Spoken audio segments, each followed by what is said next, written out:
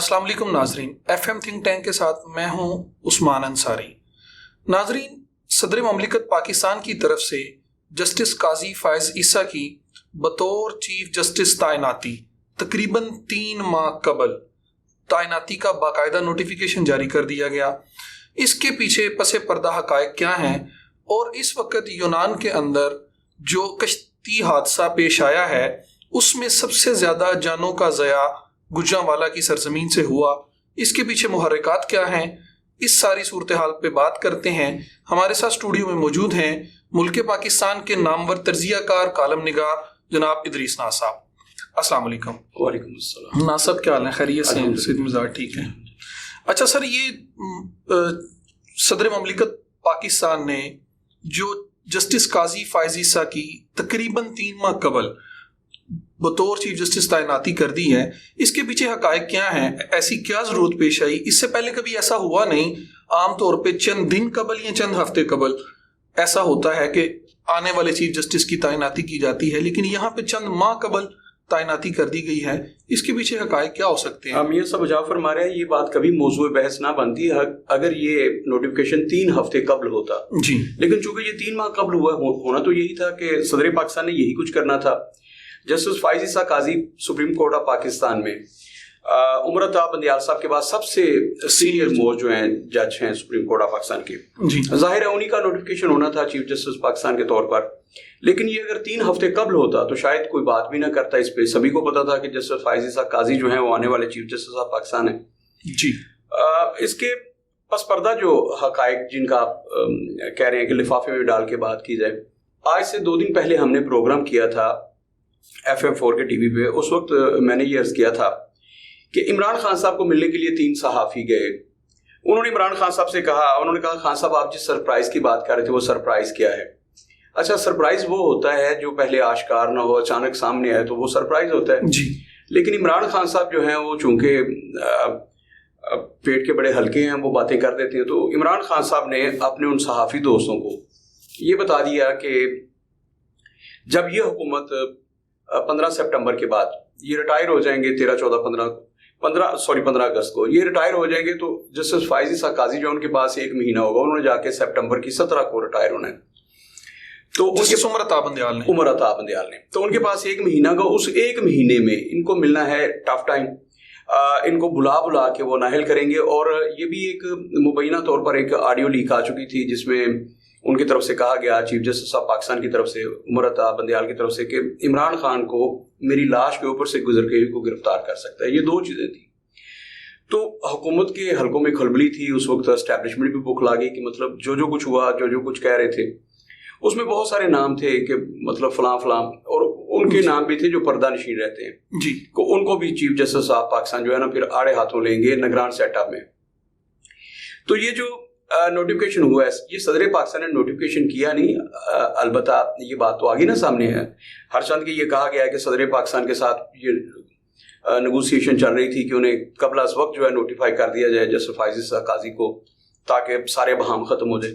لیکن 3 مہینے پہلے جو نوٹیفیکیشن ہو گیا، اب وہ کڑیاں مل رہی ہیں، مطلب اگر تجزیہ آڈیو لیک کے ساتھ اور عمران خان صاحب کے اس بیانیے کے ساتھ جو انہوں نے وہ جو اسٹیٹمنٹ 3 صحافی تھے جن کے ساتھ انہوں نے گفتگو کی، اس سے اگر کڑیاں ملا کے دیکھا جائے تو اب لگ رہا ہے کہ حکومت کو جب یہ پتہ چل گیا کہ جناب عمر عطا بندیال صاحب نگران سیٹ اپ آنے کا انتظار کر رہے ہیں، تو اس وقت ہم نے کہا تھا کہ اب اسٹیبلشمنٹ کو اور حکومت کو ان کو بھی اپنی منصوبہ بندی کر لینی چاہیے۔ تو مجھے لگ رہا ہے کہ انہوں نے اپنی منصوبہ بندی کر لی ہے۔ ایک تو جسٹس فائز عیسیٰ قاضی جب ان کا نوٹیفیکیشن ہو گیا ہے، تو اب عمر عطا بندیال اگر جبری رخصت پر بھیج دیے جاتے ہیں یا وہ خود سے رخصت لے لیتے ہیں 1-2 مہینہ قبل، کسی بھی بنا پر وہ چلے جاتے ہیں، کسی غیر ملکی دورے پر چلے جاتے ہیں، جی، تو نوٹیفیکیشن تو ہو چکا ہے، جسٹس فائز عیسیٰ قاضی جو ہیں وہ چیف جسٹس آف پاکستان کا عہدہ سنبھال لیں گے بطور ایکٹنگ چیف جسٹس۔ اب چیف جسٹس کے طور پر، اچھا، باقاعدہ چیف جسٹس کے طور پر وہ عہدہ سنبھال لیں، نوٹیفیکیشن ہو گیا نا جی، تو اب تو وہ چیف جسٹس آف پاکستان ہے، وہ عہدہ سنبھال لیں گے ان کی غیر موجودگی میں۔ تو مطلب ایک تو یہ چیز سامنے آتی ہے، مجھے لگ رہا ہے کہ اب جو جسٹس عمر عطا بندیال ہیں وہ آنے والے چند روز میں، آج سے 15 دن کے بعد، 20 دن کے بعد، جی، یعنی کہ عید کے بعد وہ چلے جائیں گے ایک لمبی رخصت پر۔ جی، مطلب 2-3 مہینے کی رخصت پر, لمبی رخصت سے مطلب یہ ان کے پاس ہیں ہی 3 مہینے, تو وہ رخصت پر 16 سپتمبر کو ریٹائرڈ ہو رہے ہیں, 17 سپٹمبر کو چلے یا 16 کو جی, تو وہ رخصت پر چلے جائیں گے اور جسٹس فائز قاضی جو ہے وہ اپنے اختیارات سنبھالیں. ایک بات تو یہ ہے. دوسرا, عمران خان صاحب کو ایک میری اطلاعات کے مطابق انہیں کہا گیا ہے کہ آپ عید گزار لیں, عید کے فوراً بعد آپ کا ٹائم شروع ہونے والا ہے. تو ظاہر ہے کہ اس کے حوالے سے بھی انہوں نے کچھ پیش بندی تو کرنی تھی. ایک یہ بھی وجہ ہے کہ عمران خان صاحب کے لیے صرف یہ جو 10-15 دن ہیں, اب عید میں رہ گیا باقی 8 دن, تو یوں سمجھ لیں کہ عمران خان صاحب کے پاس یہی 10-15 دن ہیں. اس کے بعد عمران خان صاحب کا ٹف ٹائم شروع ہونے والا ہے. یہ میری اطلاعات ہیں. آپ بھی یہاں, میں بھی یہاں ہوں, اور میں جو بھی بات کرتا ہوں وہ حقائق کی بنیاد پر کرتا ہوں, مفروضوں کی بنیاد پر بات کرنے کا عادی نہیں ہوں. تو 2 وجوہات ہیں جناب جسٹس فائز عیسیٰ قاضی کے قبل از وقت جو ہیں 3 مہینے قبل جو نوٹیفیکیشن ہو گیا صدر پاکستان کی طرف سے. تو میرا خیال تو یہ ہے کہ اب عمر عطا بندیال صاحب جو ہے لمبی رخصت پر جانے والے ہیں, یعنی کہ 2-3 مہینے کی رخصت پر چلے جائیں گے یا انہیں جبری طور پر ریٹائر کر دیا جائے گا. اور ایک اطلاع یہ بھی تھی, اس کی ذرائع نے تصدیق نہیں کی. عمر عطا بندیال صاحب کو یہ اطلاع تھی کہ آپ کی پینشن اور اس میں روڈے اٹکائے جائیں گے, آپ کا جوڈیشل مطلب آپ کاروائی ہوگی آپ کے خلاف. بہت سارے معاملات تھے, آڈیو لیکس اور ویڈیو لیکس اور یہ اور وہ. تو عمر عطا بندیال صاحب نے خود اس آمادگی کا اظہار کیا ہے کہ میں ریٹائرمنٹ قبل از وقت لے لیتا ہوں, لیکن میری ریٹائرمنٹ کے بعد کسی قسم کی پرابلمس پیدا نہیں کی جائیں گی, اور کسی قسم کا جو آپ کہہ رہے ہیں جوڈیشل انکوائری وغیرہ وہ نہیں ہوگی. یہ ہے. اچھا ناز صاحب, آپ قانون پہ بھی گہری نظر رکھتے ہیں, تو ایک قانونی سوال اپنی انفارمیشن کے لیے میں آپ سے پوچھنا چاہ رہا ہوں کہ اگر موجودہ چیف جسٹس آف پاکستان یہ رخصت پہ چلے جاتے ہیں, تو ان کے بعد جب جسٹس قاضی فائز عیسیٰ صاحب بطور چیف جسٹس اپنا عہدہ سنبھالیں گے, تو وہ اسی وقت حلف لے لیں گے یا ان کا جو باقاعدہ حلف ہے وہ 17 سپتمبر کو ہی ہوگا؟ نہیں, یہ تو نوعیت پہ ڈیپینڈ کرتا ہے. اگر تو وہ رخصت جو ہوتی ہے ان کی کوئی 1 مہینے کی ہے جی, تو پھر تو ظاہر ہے کہ جسٹس فائز عیسیٰ قاضی جب بھی آئیں گے وہ حلف تو لیں گے. تو حلف جو ہے وہ قبل از وقت بھی ہو سکتا ہے, مطلب وہ 17 سپٹمبر کی بجائے حلف تو کل بھی ہو سکتا ہے اگر وہ پہلے بھی ہو چلے جاتے ہیں. اس میں قانونی طور پر تو کوئی حکم نہیں ہے. جی ٹھیک ہو گیا. اچھا سر, اس وقت یہ جو یونان کے اندر حادثہ پیش آیا, اس کے اندر تقریباً 700 سے زیادہ افراد انسانی جانیں ان کا ضیاع ہوا, اور ابتدائی اطلاعات کے مطابق یہ تھا کہ تقریباً 300 کے قریب پاکستانی اس میں شامل تھے, اور ان میں سے ابتدائی اطلاعات کے مطابق 34 لوگ گجرانوالہ سے بلونگ کرتے تھے. لیکن اب جیسے جیسے اس پہ انکوائری ہو رہی ہیں اور مزید اس پہ انویسٹیگیشن آگے بڑھ رہی ہے تو حقائق کھل رہے ہیں. آج کی اطلاعات کے مطابق 170 افراد گجرانوالہ سے تعلق رکھنے والے ہیں, گجرانوالہ ریجن سے. اتنی بڑی تعداد انسانی اسمگلنگ کی گئی اور اتنی بڑی جانیں وہ ضائع ہو گئیں, اتنی زیادہ تعداد میں جانیں ضائع ہو گئیں. ان سب کے پیچھے محرکات کیا ہیں؟ ایسا کیا مطلب وجوہات ہیں کہ یہ لوگ ایسے قدم اٹھانے پہ مجبور ہوئے, اور پھر آگے کیا وجوہات ہیں کہ آپ سب سے پہلے تو ساگر صدیقی صاحب کا شعر ہے کہ جس عہد میں لٹ جائے فقیروں کی کمائی, اس عہد کے سلطان سے کوئی بھول ہوئی ہے. شہباز شریف صاحب کو اپنے ہاتھوں پہ ان کا لہو تلاش کرنا چاہیے. حکومت وقت کی یہ ذمہ داری ہے, ریاست اس کی ذمہ داری لیتے ہیں. آئین پاکستان میں لکھا ہے ریاست کہتی ہے کہ اپنے شہریوں کے لیے وہ یکساں طور پر مواقع فراہم کریں گی روزگار کمانے کے, تعلیم حاصل کرنے کے, کاروبار دینے کے یا نوکریاں کرنے کے. یہ مواقع ریاست نے فراہم کرنے ہیں. ریاست ایک ماں جیسی ہوتی ہے. اس کے نزدیک شہباز شریف صاحب کے گھر میں جنم لینے والا بچہ اور میرے اور آپ کے گھر میں جنم لینے والا بچہ بالکل برابر ہے ریاست کے آئین پاکستان کی روح سے. لیکن عملی طور پر ایسا نہیں ہے. جو شہباز شریف کے گھر میں بچہ پیدا ہوا اس نے حکمران بننا ہے, اور جو میرے گھر میں بچہ پیدا ہوا اس نے مزدور ہی بننا ہے اور اس مزدور ہی فوت ہو جانا ہے. یہ پاکستان کا عملی طور پر قانون بن چکا ہے. مزدور کا بیٹا مزدور اور بادشاہ کا بیٹا بادشاہ. یہ ہم روسی سیاست چل رہی ہے. عمران خان صاحب کہتے رہے کہ میری طرف سے کوئی بھی نہیں آئے گا. میں آپ کو لکھ کے دیتا ہوں کہ عمران خان صاحب نے اپنے بیٹے سلمان کو تیار کر لیا. سلمان خان کو عمران خان صاحب کا جانشین وہ ہوگا. خیر ابھی باتیں قبل از وقت ہیں, اور یہ میں ایکسکلوزیو میں بات کرنا چاہتا تھا. جمائمہ نے اس کی پوری ٹریننگ کر دی ہے کہ عمران خان صاحب کو اگر منظر سے ہٹایا جاتا ہے تو پھر فوری طور پر لانچ کیا جائے گا سلمان خان کو. عمران خان صاحب کا چھوٹا بیٹا ہے قاسم سے چھوٹا, تو اس کو لانچ کیا گیا ہے. اس کو آج کل اسپیچز سکھائی جا رہی ہیں اور اس کی پوری ٹریننگ ہو رہی ہے بطور پالیٹیشین. جی خیر تو یہاں پہ مروسی سیاست جو ہے نا پاکستان میں وہ جڑیں پکڑ چکی ہے. یہ ہو ہی نہیں سکتا کہ حکمران کا بیٹا حکمران نہ بنے, بیوروکریٹ کا بیٹا جرنیل کا بیٹا فوج میں نہ جائے, اور مزدور کا بیٹا مزدور نہ بنے. یہاں تو یہ بڑی کامن سی بات ہے. میں عمومی رویے کی بات کر رہا ہوں, یہ نہیں 100% یہ نہیں ہو سکتا. بہت سارے مزدور ایسے ہیں جن کے بچوں نے CSS کر لیا ہے, وہ سول سروس میں چلے گئے اور فوج میں چلے گئے. یہ ایگزمپشنز موجود ہیں. وہ سر وہ عربی کا ایک ضابطہ ہے نا کہ کوئی بھی کلی ضابطہ کلی نہیں ہوتا. اچھا اب سب یہاں پہ جو تھا کہ سب سے پہلے تو شہباز شریف صاحب اپنے ہاتھوں پہ اس کا لہو تلاش کریں, جو آپ 250 کے قریب پاکستانیوں کی ہلاکتوں کی یہ خبر دے رہے ہیں. یہ مطلب بہت افسوسناک خبر ہے. 250 صرف گجرانوالہ سے ہیں سر, باقی پورے پاکستان سے کتنی بڑی تعداد ہے اس کا ابھی تک اندازہ نہیں ہے.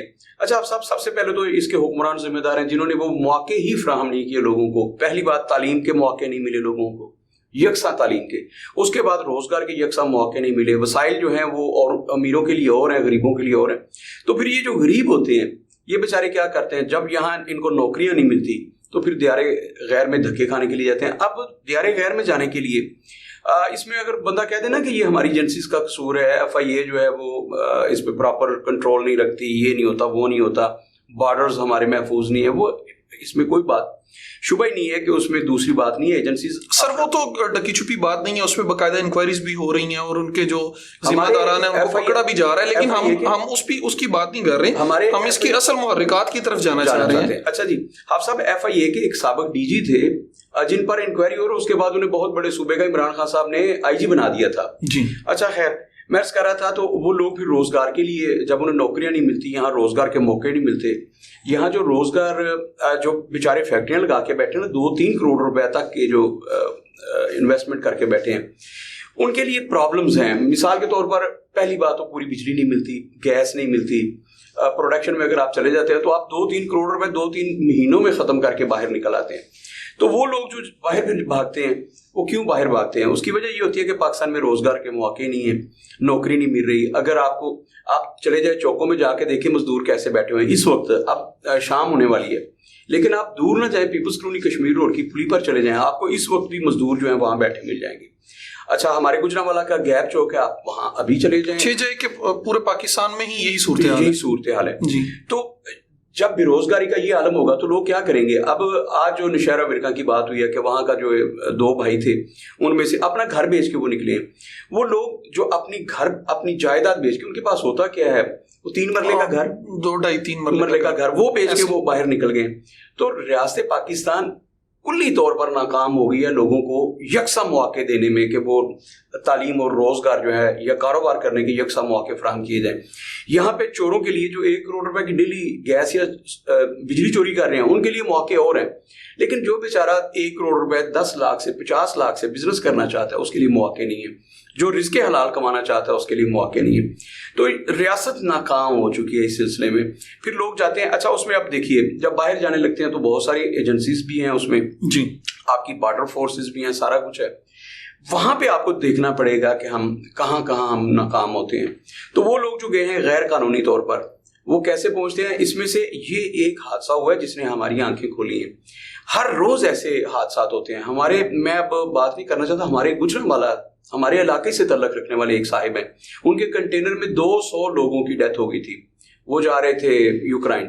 تو یہ پہلا واقعہ نہیں, ایسے واقعات ہوتے رہتے ہیں, بکثرت ہوتے رہتے ہیں, ہر روز ہوتے ہیں. جنگلوں میں لوگ مر جاتے ہیں, کچھ کو سانپ ڈس لیتے ہیں, کچھ موذی جانور ڈس لیتے ہیں, کچھ نہ کچھ ہو جاتا ہے ان کے ساتھ. ایسے واقعات اور ایسے سانحات ہوتے رہتے ہیں. بہت ساری کشتیاں الٹتی رہتی ہیں. لیکن چونکہ یہ ایک بہت بڑا حادثہ ہوا ہے اور اتفاق سے یہ رپورٹ ہو گیا ہے, اور اس میں آپ بتا رہے ہیں کہ ابھی تک کی اطلاعات کے مطابق 250 گجرانوالہ سے تعلق, گجرانوالہ ریجن سے تعلق رکھنا, ابھی یہ تعداد بڑھ سکتی ہے.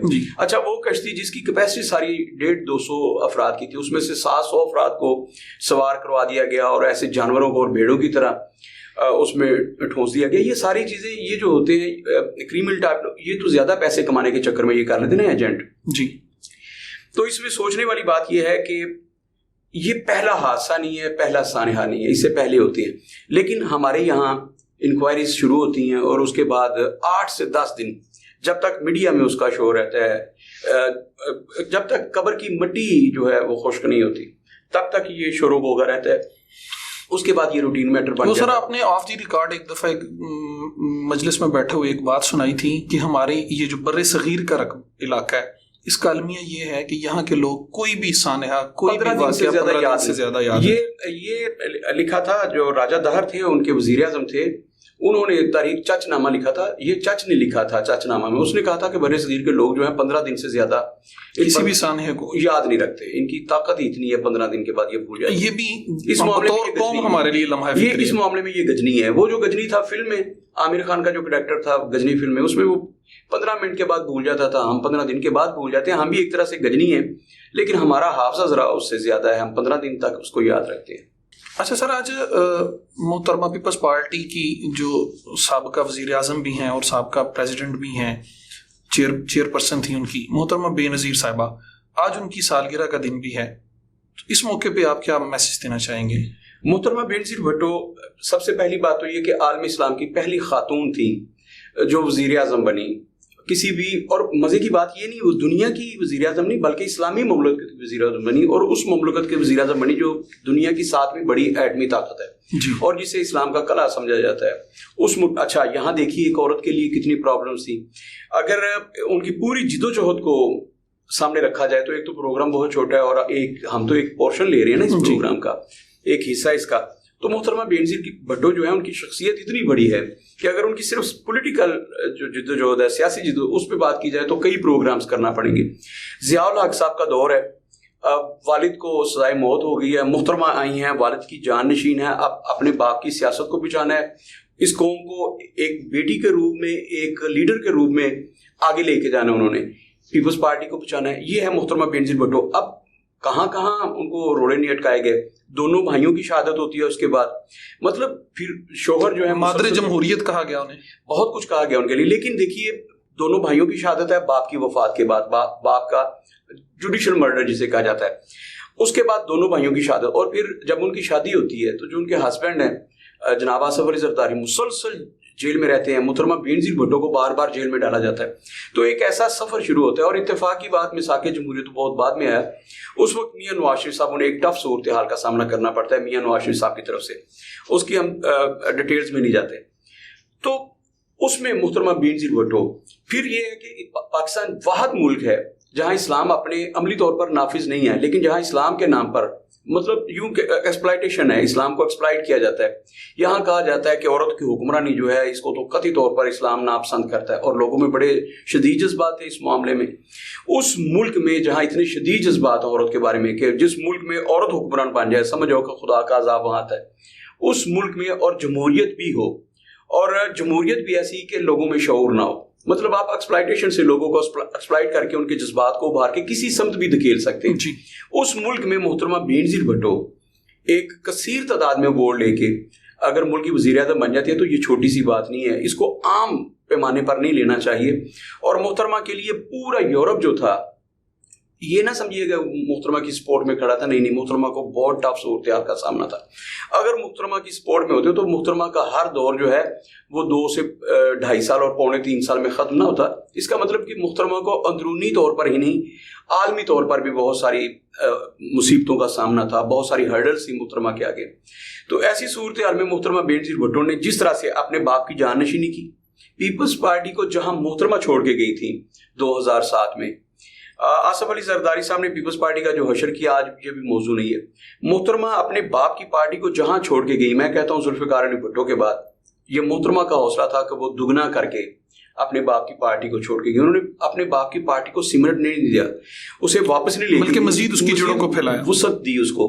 تو محترمہ بے نظیر بھٹو ایک عالم اسلام کی واحد خاتون تھی جن میں بہت زیادہ سیاسی بصیرت تھی. اور پاکستان کی سطح سے اگر دیکھا جائے تو 3 لوگوں کے نام آتے ہیں, جن میں ایک عمران خان صاحب ہیں, ایک ہمارے پرویز مشرف صاحب کا نام آتا ہے.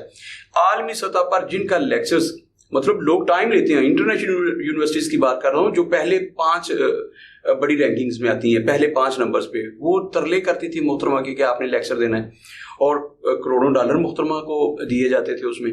اتنی بڑی سیلیبریٹی محترمہ, اتنی معروف اور اتنی مصروف سیلیبریٹی. تو محترمہ نے جو جد و جہد کی ہے جمہوریت کے لیے, پاکستان کے لیے, پاکستان کے عوام کے لیے, وہ ایک مثال ہے اور رہتی دنیا تک وہ قائم رہے گی. آج پاکستان کے عوام انہیں خراج تحسین پیش کرتے ہیں. ہم اپنے پروگرام میں تھنک ٹینک میں محترمہ کو خراج تحسین پیش کرتے ہیں کہ محترمہ بینظیر بھٹو نے نہ صرف پاکستان کے عوام کے لیے بلکہ پوری دنیا کی خواتین کے لیے ایک رول ماڈل کے طور پر کام کیا ہے اور خواتین کو بتایا ہے کہ آپ پردے میں رہ کے اپنی عصمت اور ناموس کی حفاظت کر کے اگر آپ خدمت کرتی ہیں تو یہ بری بات نہیں ہے. اس میں کوئی قدغن اسلام نہیں لگاتا، بلکہ یوں سمجھ لیجئے کہ آپ اسلام کی بھی خدمت کر سکتی ہیں صحیح معنوں میں اگر آپ عزت، ناموس اور اسلام کی اس کا علم لے کر اپنے ہاتھ سے نکلتے. ناظرین، حضرت عمر فاروق رضی اللہ تعالیٰ عنہ کے دور حکومت میں اگر فرات کے کنارے پہ کتا مر جانے پر بھی وہ خود کو ذمہ دار سمجھتے ہیں تو آج کے دور میں پاکستان کے اندر بے شمار انسانی جانوں کا ضیاع ہو رہا ہے. یہ تو یونان کشتی حادثہ تو صرف ایک ایسی اگزامپل ہے جو ہمارے سامنے آ گئی. روزانہ ہزاروں لوگ خودکشیاں کرنے پہ مجبور ہیں، کھانا نہ ہونے کی وجہ سے، غربت کی وجہ سے. یہ پاکستان کے لیے، پاکستان کے حکمرانوں کے لیے، ریاست کے لیے ایک لمحہ فکریہ ہے.